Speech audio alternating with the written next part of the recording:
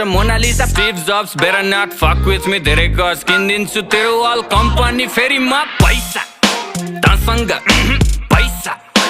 मसँग पैसा तसँग पैसा मसँग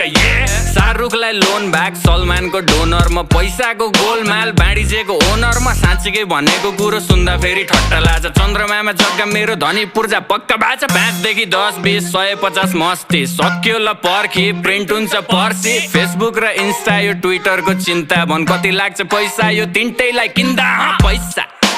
तसँग पैसा मसँग